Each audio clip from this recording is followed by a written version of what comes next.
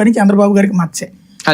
ఎక్కడైతే ఇప్పుడు ఏ శిలాఫలకాల ధ్వంసం అంటే రేపు పొద్దున్న నీ శిలాఫలకాలు అవతల ధ్వంసం చేస్తాడు కదా, అట్లాగే నువ్వు ఒక పార్టీ అవతల ఉన్నటువంటి కార్యకర్తల మీద దాడి చేస్తారు, రేపు పొద్దున్న నీ దాడి మీద దాడి చేస్తారు కదా. అది కంట్రోల్ చేయలేకపోవడం, ఎమ్మెల్యేలు రెచ్చగొడుతున్నారు అక్కడ, అది రాంగు. అది చంద్రబాబు గారు పట్టించుకోకపోవడం, దాన్ని ఆపమని చెప్పకపోవడం అన్నట్టు మైనసే. ప్రస్తుతానికి ఎమ్మెల్యేల స్వేచ్ఛ అన్నటువంటిది వచ్చేటప్పటికి రేపటి నుంచి ఉండే దాని మీద ఆధారపడి ఉంటుంది. క్రిందటిసారి బాబు గారు 2004 ముందు బాబు గారా లేదా అన్నటువంటి కాన్సెప్ట్ రేపు వాళ్ళకి ఇచ్చే అధికారాల కాన్సెప్ట్లో ఆధారపడి ఉంటుంది. ఎందుకంటే జగన్ దెబ్బతిన్నదా లేదా క్రిందటిసారి చంద్రబాబు దెబ్బతిన్నటువంటి కాన్సెప్ట్ ఏంటంటే, మనకి ఏ వ్యవస్థలోనైనా సరే పోలీస్, జ్యుడిషియరీ ఈ వ్యవస్థలో రాజకీయ జోక్యం ఉండకూడదు లేదా ఒత్తిళ్ళు ఉండకూడదు. వాళ్ళు స్వేచ్ఛగా పనిచేస్తే, చట్టబద్ధంగా రాజ్యాంగబద్ధంగా పనిచేస్తే ప్రజాస్వామ్యం పరిడివిల్లుతుంది.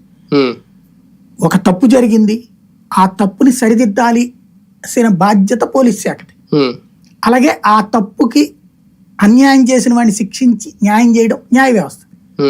వాళ్ళిద్దరూ కనుక పక్షపాతంతో వ్యవహరిస్తే అన్యాయం న్యాయం అవుతుంది, అధర్మం రాజ్యమే వెళ్తుంది.